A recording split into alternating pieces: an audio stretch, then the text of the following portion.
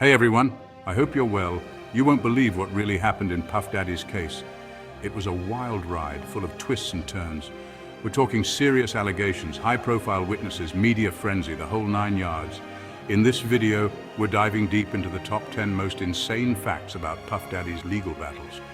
We'll break down the events, the players, and the shocking truth behind it all. Get ready to have your mind blown. Picture this, it's the late 90s, hip-hop is exploding, and Puff Daddy is at the top of his game. Bad Boy Records, his label, is a powerhouse. Biggie, Mace, everyone wants a piece of the action. But with success comes a dark side. A shooting at a Manhattan nightclub throws Puff Daddy's world into chaos. Suddenly, the music mogul is caught in the crosshairs of a police investigation, facing serious charges. We're talking attempted murder and weapons charges, serious stuff. The details were murky, with accusations flying back and forth. Some witnesses claimed Puff Daddy fired a weapon, others said he didn't.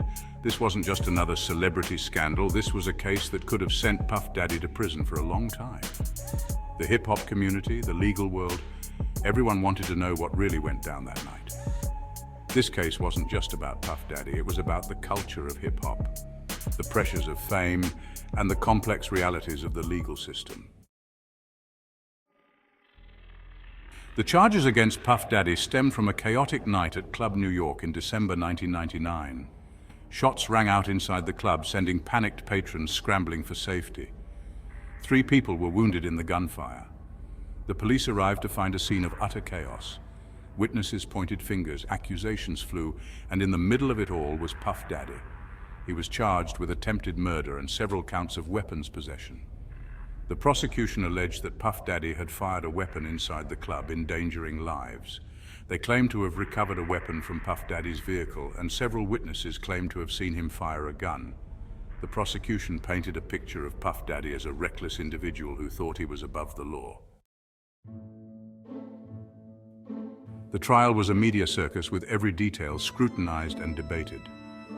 The prosecution called a string of witnesses, each hoping to deliver the knockout blow to Puff Daddy's defense. One of the most compelling witnesses was Shine, an up-and-coming rapper signed to Puff Daddy's label.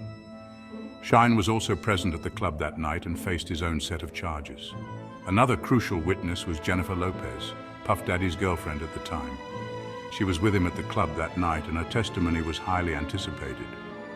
The defense argued that Puff Daddy was a victim of circumstance, caught in the wrong place at the wrong time. They claimed that the shooting was a result of a confrontation that escalated quickly and that Puff Daddy was not the aggressor. It was a classic legal battle, with both sides fighting tooth and nail for their client. As the trial progressed, the prosecution's case began to show cracks. Their star witness, Shine, gave inconsistent testimony, raising doubts about his reliability. The defense, led by Johnny Cochran, chipped away at the prosecution's case piece by piece. They highlighted inconsistencies in witness testimonies and raised questions about the forensic evidence. The prosecution had built their case on the premise that Puff Daddy had fired a weapon inside the club. However, the defense presented evidence suggesting that the gun recovered from Puff Daddy's vehicle had not been fired that night. They focused on casting doubt on the prosecution's narrative, highlighting the lack of concrete evidence linking Puff Daddy to the actual shooting. It was a classic example of a strong defense strategy at work. They understood the power of reasonable doubt and used it to their advantage. Puff Daddy's defense team didn't just sit back and let the prosecution dictate the narrative. They came out swinging, employing a multi-pronged approach to clear their client's name. First, they challenged the credibility of the prosecution's witnesses. They pointed out inconsistencies in their statements, highlighting contradictions and raising questions about their motives for testifying. Second, they presented Puff Daddy as a successful businessman, a music mogul who had built an empire. They argued that Puff Daddy was a victim of circumstance, a celebrity caught in a bad situation.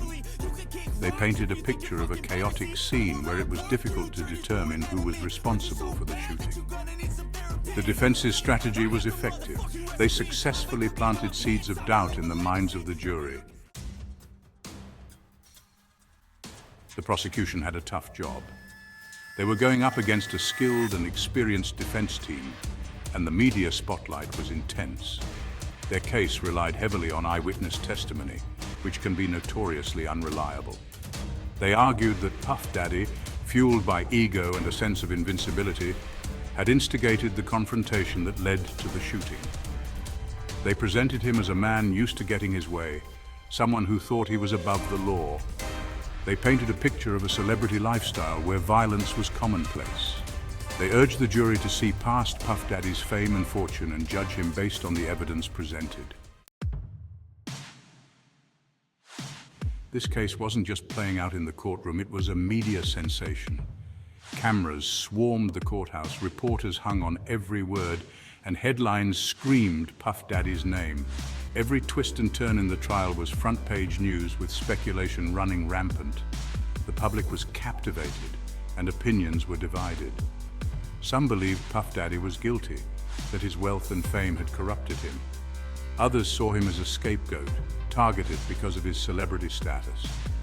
The media coverage was relentless, with some outlets seemingly more interested in sensationalism than in reporting the facts.